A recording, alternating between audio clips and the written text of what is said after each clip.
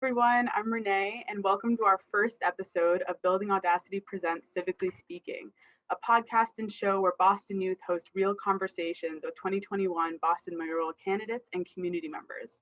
We ask tough questions on homelessness, food justice, health equity, racial justice, and more to learn about our guests' values and vision for Boston and Greater Boston. Civically Speaking is here to help you learn about local elections and make an informed decision this fall. So, whatever you do, let's organize and get out to vote. Civically Speaking is presented by Building Audacity. Building Audacity is a nonprofit that envisions freedom and power for the most marginalized individuals and communities. We empower youth aged 11 to 25 to identify the changes they want to see in their communities and provide them the tools to lead that change. Our youth-led projects include providing fresh groceries to over 500 food insecure families throughout Greater Boston to challenge food apartheid as part of our weekly food distribution program, increasing access to therapy, doula care, infant care products for Black and Brown birth givers, and building an experiential learning hydroponic center to grow fresh produce for our community, by our community, and more. At Building Audacity, we think listening is the first step in learning. We hope you enjoy this first episode of Building Audacity Presents Civically Speaking. My name is Harrison Clark. I'm 21 years old. I go to UMass Boston. I study biology, and I'm an actor and model signed with Soul Artist Management in New York City. I would like to use my platform as a public figure to further equity in clinical trials and medicine. And I'm really excited to be working on this podcast with all these great people through Building Audacity. I'm a junior at Tufts University studying environmental engineering, and I work with Building Audacity, coordinating our food distribution program, and I'm helping to build a hydroponic center to address food apartheid. So my name is Carrie, peace, love, and hair grease peoples. I just turned 20 years old. I am a college student at UMass Boston. I'm currently majoring in business management with a concentration of marketing, and I'm minoring in political science. And for the past 5 years, I've been a youth activist in the city of Boston. I've been doing a tremendous amount of community engagement work, socially, civically, and politically. Most recently, I was one of the youth that helped organize one of the biggest Black Lives Matter protests in Boston for George Floyd. And also, I've been working with an initiative called Boston Community Action Team, also known as Gang Gang Votes, through teen empowerment, where a group of young people and I got together and registered over 320 people in the city of Boston before the presidential election. That's a little bit about who I am. Fun fact about me is I'm the oldest of 7 siblings. Once again, I'm 20, so a lot of people think that I'm 12 or 14, but I'm actually 20. And yeah, I love to sing and dance. So that is a little bit about me. And now I have the honors of introducing one of my favorite people, one of my favorite mentors, Carlos Henriquez, who does a lot of educating, creatively educating our communities on what civic engagement looks like, and specifically the political climate of Boston, because it's very complicated, but every time I need some clarity, I can either call him up or I could just go on Facebook Live and he's there giving me all the answers that I need to look for. And that's not just me. I trust and believe that is the majority of the community that feels that way, that tunes into his live as a way of educating what's going on in Boston. I really, really appreciate the work that you do, Carlos, the work that you have done, and you're our first guest. So what a way to kick it off. Thank you for that intro. That's the kind of intro that gives you pause right there. I don't even know if I'm ready, if it's my turn yet, but I think that being able to get that kind of affirmation from you, Carrie, is amazing. So I'm appreciative and happy to be the first guest here, and hopefully set the stage for all the guests to come. In terms of raising the bar that they'll have to climb over to make sure that they're being open and transparent and leading and serving in an equitable manner, especially for the communities that we all represent. So I'm honored to be a part of this. So now let's get right into the conversation. So why is it important for youth to be engaged in the political process? Good question. Good intro question. So my short answer would be, in history, all social movements have been led by young people.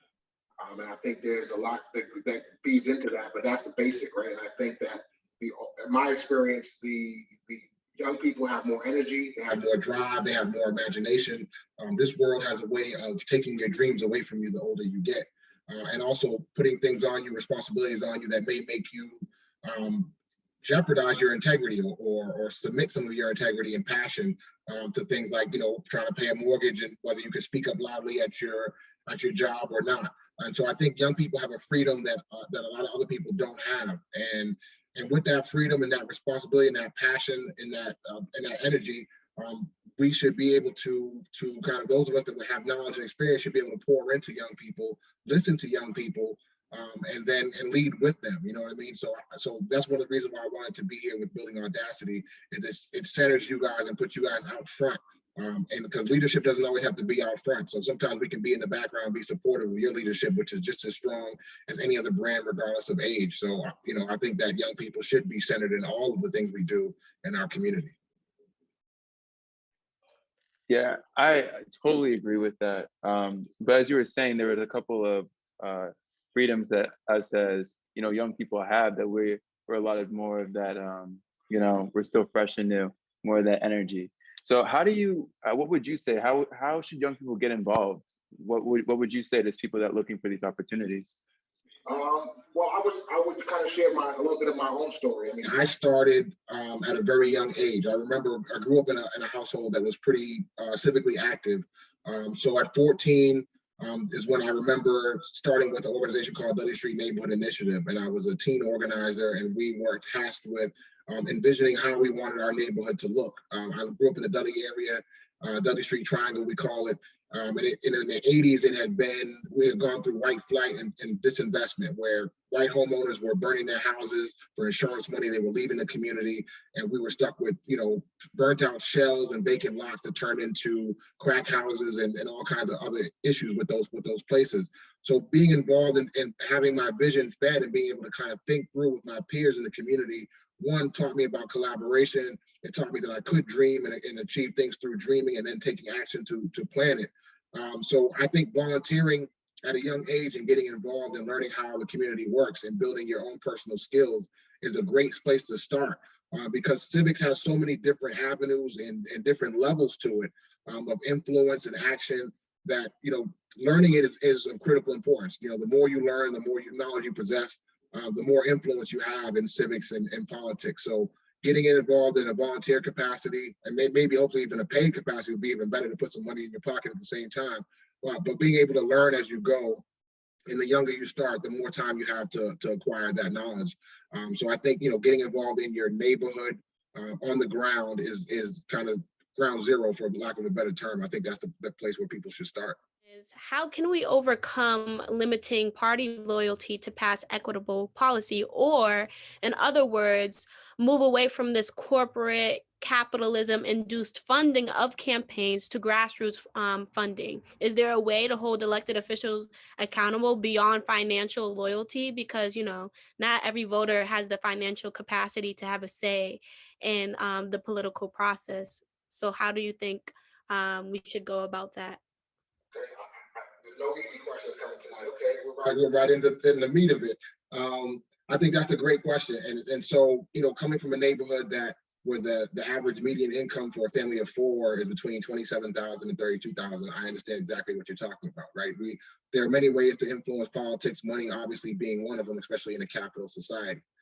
However, I found, and I believe that one of the reasons why I got into politics beyond civics was that I found that one of the places where we can easily find equity is in the voting booth. And you know, beyond the cliches of our ancestors having to die and fight for the vote, you know, when you think about, when I've looked at numbers, districts and neighborhoods, whether you're talking about a city council district, a state rep district, a state senate district, all the way up to congressional districts, are designed in a set of laws, and they have to have equal numbers of residents, number one, within only a few percentage points. And they also are supposed to, now people break these laws, but they're also supposed to have an equal number of voting age population, right? So that just means that there's, from whether you live in District 7 in Boston or you live in District 4 in Boston, there should be the same number of residents, or a close number of residents that are over the age of 18 that are able to vote. So at least maybe we can't fund campaigns. You know, not all of us in our neighborhoods can give $1,000 donation, as you see going on in campaigns time and time again. We're not going to max out in those ways. We can still contribute what we have, and those amounts matter, and they do serve as a form of leverage. But obviously, you're not going to leverage an elected official with a $10 donation over someone's $1,000 donation.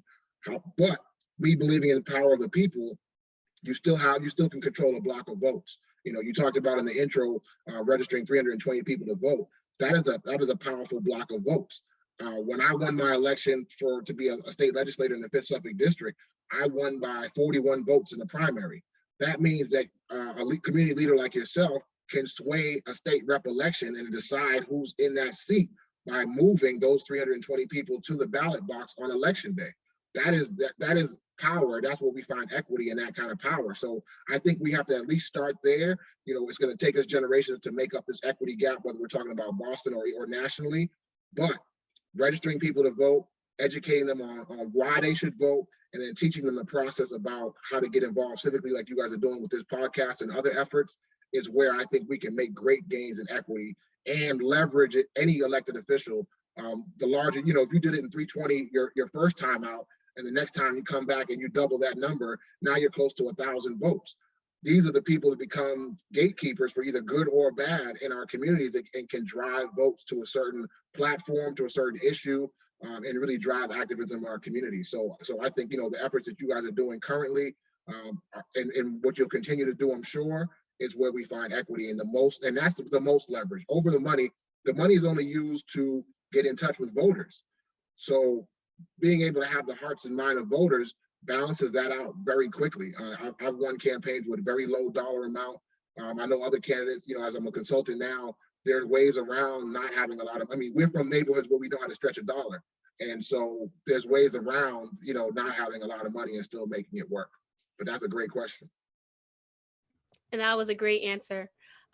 Thank you. That was very inspirational. And I love how you said equity lies in the power of the people. That is beautiful. Yeah, on the subject of, you know, money and power, I'm thinking about how can we as citizens ensure that conversations on reparations go beyond, you know, monetary reparations? Because I'm thinking that reparations shouldn't solely exist within the very capitalist economic system that enslaved Africans and deemed them inhumane sources of cheap labor. So how can reparations go beyond this aspect of our system? The questions just get harder and harder as we go. So that's a deep one, and that's something I don't think I have the answer for it. I mean, I have ideas and thoughts that I'm willing to share. I think that's even a dope way to look at it, right? Beyond, I think people think automatically reparations, you think about a dollar amount.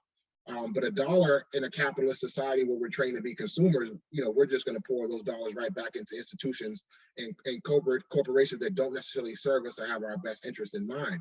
So that's actually, you actually now just inspired me to think about the thing completely differently.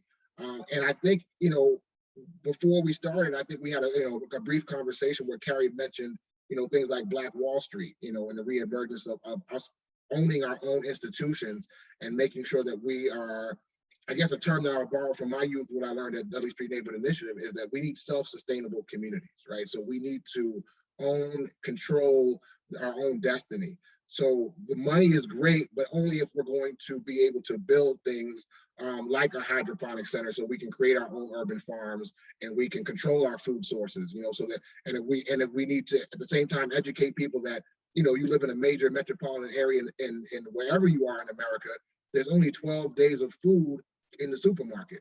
And if for some reason that were to stop, after 12 days, we would descend into chaos, right? And I won't get too dark into that, but that is the importance of having urban farming. I mean, we come from a people that knew how to till the land and grow our own crops. And, you know, we didn't get the benefit from the labor, but we should have that institutional knowledge, like being able to preserve that, being able to retrieve it in some cases, and put it back into our neighborhoods, I think is critical. And I think that can run the gamut, not just for food, but, you know, for the things that we need to heal from, you know, mental health services, financial services, you know, physical health, all the things that we've been deprived of for so long.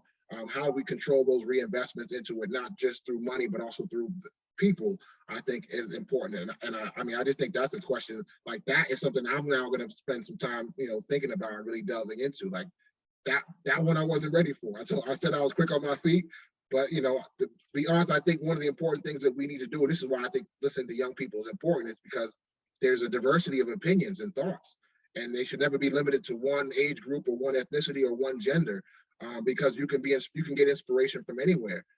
So I appreciate that question, and I hope that drives not only my thought but other people's thoughts if you guys continue to ask that. Thank you for that great answer. I love that aspect of sustainable investment in our communities, and addressing the fact that we've been deprived the resources to share our skills and share our knowledge with everyone. So I'm really glad you brought that up and are thinking about it, as we still are. You kind of got me thinking a little bit more about this. So it's not unusual for political candidates to make campaign promises, such as some have even gone so far as to say they would give their own form of reparations, or extended help to the Black community and other marginalized communities as well. But what would you say, what's the best way to hold those candidates accountable and have them honor their campaign promises after the election? Once, if we do support them, once they do get that win. Well, finally, a question that I actually know the answer to right here. I think there's a few ways to do it. Politicians do and candidates do make campaign promises. And so I want to answer this in kind of twofold, right? The first part is, promises, anyone can make a promise. And I think you guys have enough experience to know that, you take a promise based on what that person has shown you previously, right? If they have a resume of work already, especially if they've already been an elected official and they're aspiring for a higher office, but even if they're a private citizen, if they've, those of us that have a resume that's rooted in service, we should be able to point to some of the actions that we've done before. If you've never heard of me working on a car and doing mechanics on a car, and all of a sudden I tell you, oh, bring your car to me, I can fix it. And you show up and I got no garage, I got no one that I can refer you to say that I fixed their car before. You should take my promise with a grain of salt and probably be like, I don't believe that promise. But then there's the next level of it where it sounds good and we have to choose somebody anyway. Let's say none of them, they all make the same promise and we choose one. I think we have to look at elected officials a little differently. In America, we have this sense of celebrity, and we put politicians into that box of celebrity, and we take everything they say as truth. But if you take a step back and look at them as an employee, then you can decide that you're going to manage this person based on their promises. And this is why I was talking, I think, a little bit in our cocktail hour, we talked about there were no drinks during the cocktail hour for those that are listening. We talked about how business management skills are transferable into political science, because for me, you have to set a minimum expectation. As someone that's been a candidate before, I never want to promise something that I can't deliver. Just like with Renee's question, if I don't have the answer to it, I think it's more honest to me and more, it's better for me to say I don't know the answer and I need to think about it and work on the answer and come back to you than to make up something that I can't really hold to or that's not really truthful, right? So when people do make that promise, you usually have a term that you can judge them on. They're in office for 2 years, or their term is for 4 years, or maybe 6. And I think that it takes civic engagement, a continuous civic engagement. I usually liken it to like dating. You're in a relationship with this elected official, whether it's a management, however you want to look at this back and forth exchange. And it's incumbent upon the voter and the resident to make sure that this person is doing their job.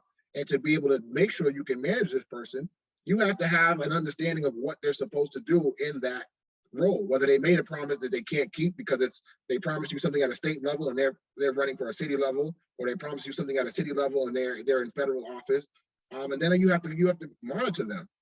One of the things I learned before I got into politics, a mentor of mine told me that I need to inspect what I expect. You know what I mean? It's not just you elect somebody and say, okay, now go do the job. I need to look over your shoulder every now and then and say, hey, how's that going? We have parents that have done it to us, right? You do your homework and you be like, yeah, I did it. And some parents are like, I need to see it. Show me your math class, and they're like, show me your work. We need to be looking at their work so that when their term is up, we can then make the decision on whether we're going to renew their contract and rehire them or re-elect them, or we're going to look for an alternative to bring into office.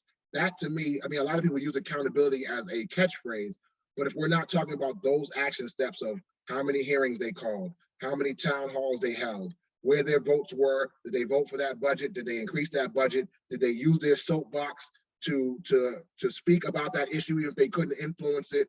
All those things matter. I mean, our last president, like him or not, showed you at a minimum he could use his social media to get his message out to his base. So the things he cared about, he at least spoke about them often. So that's one of my minimum expectations of an elected official. Like, are you even speaking about the issues that you claim to know about and you claim to care about? And if that's not the case, then and to use the words of our former president before he was president, you're fired. You know what I mean? That's how I look at the vote. And I'm not rehiring you for that vote. And I could go to another president's quote, like, fool me once, shame on you, but fool me twice, we can't get fooled again. You know what I mean? It shouldn't happen twice, then we have to own the responsibility for it. So I think going back to that ballot booth, and you'll hear me say that over and over, being informed and making that decision at the ballot booth every 2, 4, 6 years is where the accountability is. Yes. I think you also referenced one of my favorite rappers' lyric lines where he says, "Fool me once, shame on you." J. Cole. If you're not a fan of J. Cole, get hip. But other than that,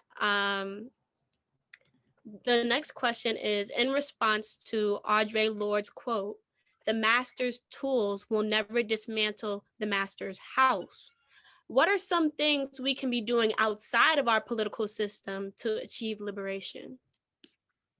That's a good question too, and I wrestled with that question, right? Because I think there's an old movie called The Spook That Sat by the Door, and I believe that we need to have people on the inside of the system so to understand the system when you're combating the system. But you definitely need people that are not in the system to do that same work. So as much as we might talk about political candidates, really, like we talked about a little earlier in one of the questions, the power is not with the candidate or that elected official. The power still remains with the people that put them in place. So when we think about equity, no politician is gonna start a hydroponics farm in their community. They might get funding for it, or they might advocate for it, but if the people aren't on the ground trying to make the things happen, identifying what the needs are of their own people, and they're not advocating for it separately outside of this system and galvanizing and understanding that there's a responsibility that we have to each other as community, then it won't work, right? And I refer to it usually as the inside-outside game. You need somebody, or good cop, bad cop would be a more popular analogy. Like you need someone to say, either you can deal with me on the inside and I can smile at you in this suit, or gang is going to swing 1,000 votes in the other direction, and activate the people that have a shared belief system and you're not representing us. So I think using some of our sense of we talk about, I reference Kwanzaa. We reference Kwanzaa and some of the things that the teachings of it, shared economics and cooperative economics and building community. And, those are principles that were there before we were in this system that we find ourselves in now. And those are things that work. Those are best practices that work, whether you're living off the land in a tribal setting or whether you're in a metropolitan area. And so having that kind of balance of knowing that these things must go on while politics is happening, and that they're not mutually exclusive, I think that is the kind of the wedge that allows us to be in the system, but not of the system. You know what I mean? Not dependent on just politics alone, because we're not going to get out of it with just politics. But I think there has to be a combination of the two, our own self-sustainability and our own push for the things that we need, and seeing us again as community. And when I say community, I just want to define that as like it's a collection of families, and it's usually in a geographical area or based on a belief system. So until we realize that we can only do as good as our community is doing, unless we plan on leaving our communities, then we have a shared destiny. And once we realize that, we'll be able to organize a little bit more. But I think and build consensus around the things that we need to do, and that'll kind of give us our marching orders of how we can dismantle the house and build a new one the way we want. I'd love to talk a little more about, this series, Civically Speaking. How do you think we can get past, the status quo questions as we're interviewing these different Boston mayoral candidates and get into those real conversations we're hoping to have on the issues most impacting our own communities? That's a good question. I deal with that myself. Some of them have been former colleagues of mine. Some of them I've watched, I've looked over their shoulder during their tenure. And so I would say the first thing is understanding what their job is, right? Whether they're running for mayor, whether they're running for city council, and there's a lot to it. And the deeper I've gotten into it, the more I realize, oh, there's layers that I don't even know yet, especially at the mayor's level, there's so many things that you manage. You're really talking about a skilled executive manager at that point, not just a politician, not just a policymaker. Like, this person has to manage thousands of systems that make a city run successfully or not. And so, one, I think we have to understand what their job is. Two, I think we have to go back to their resume and what they've been speaking and doing as they've tried to ascend to this position.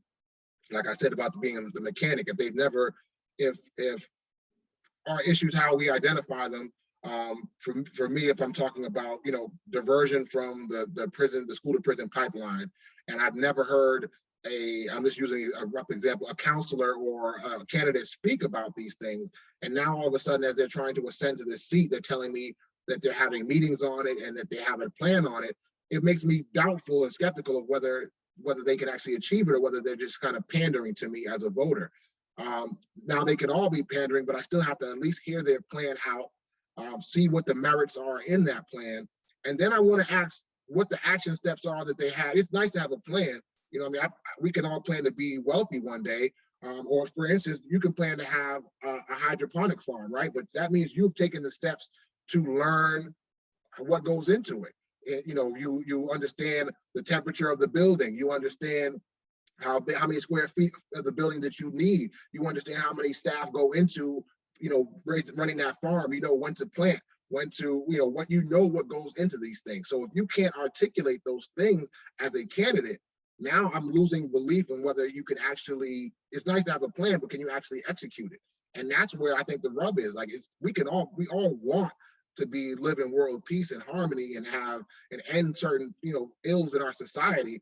And we can say we have a plan for it, but is that plan sound? And can you execute that plan? And do you have milestones along the way? Can you show me that in your year one budget, you're going to allocate the funds necessary to do that thing?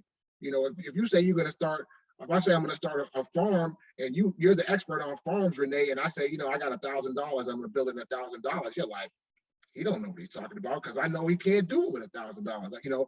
So I need to see if you are investing in youth.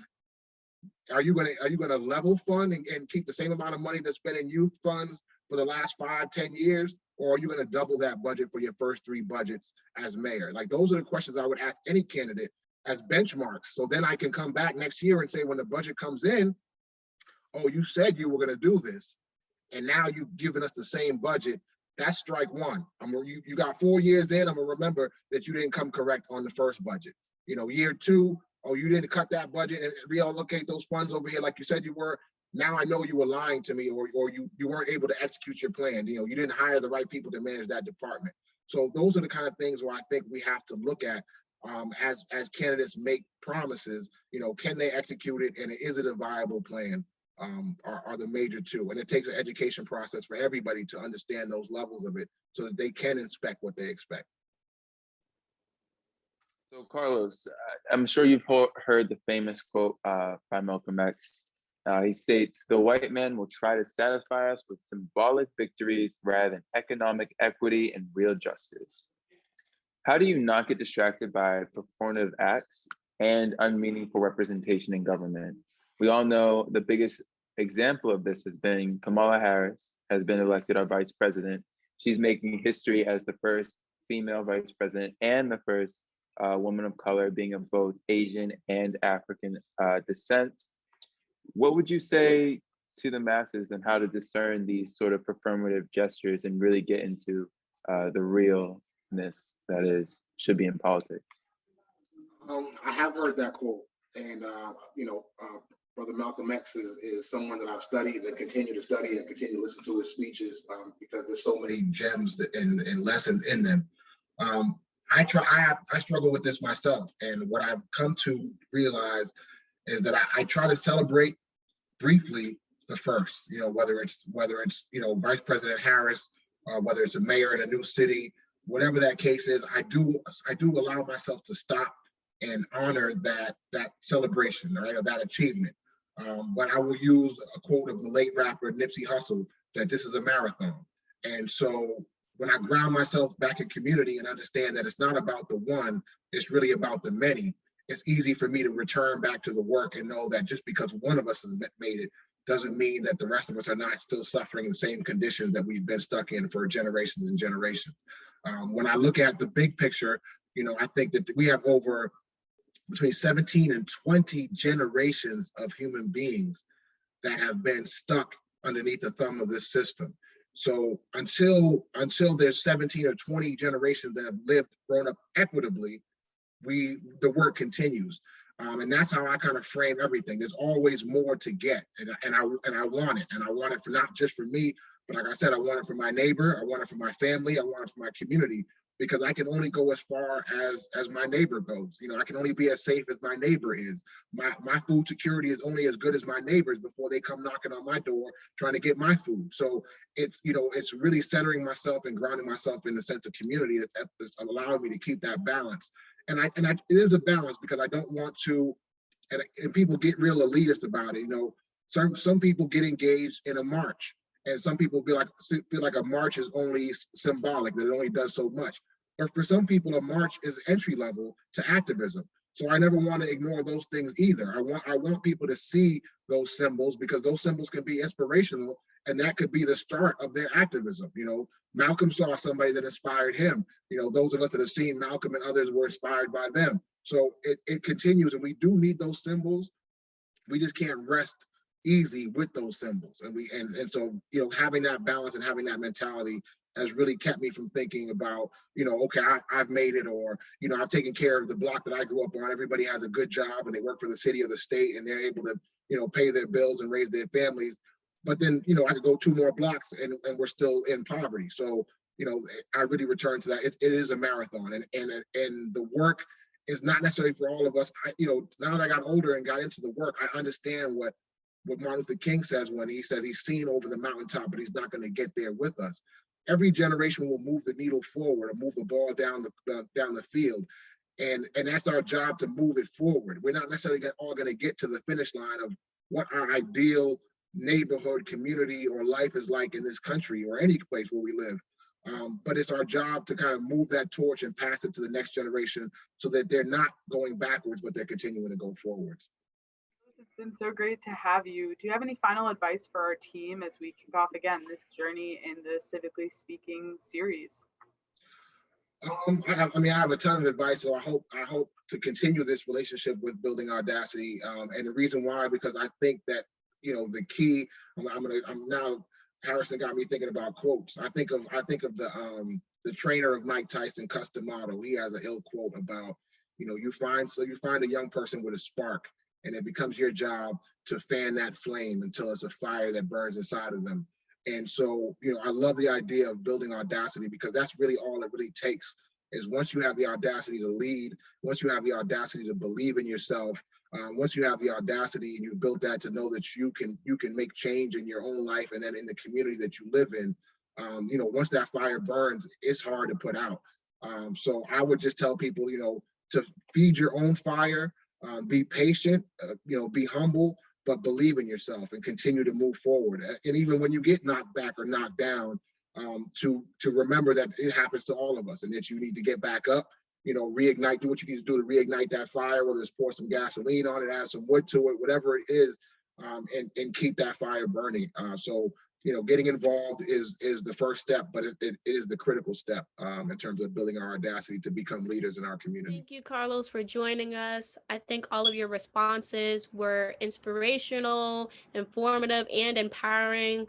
I do agree with you. I think we need to collectively strategize as a community what we need to do next, and how do we hold not just elected officials accountable, but also how do we hold our own communities accountable? How do we become our own source of dependency and sustainable resources? So once again, thank you so much for joining us. And this is not the end, because like you said, it takes a village, right?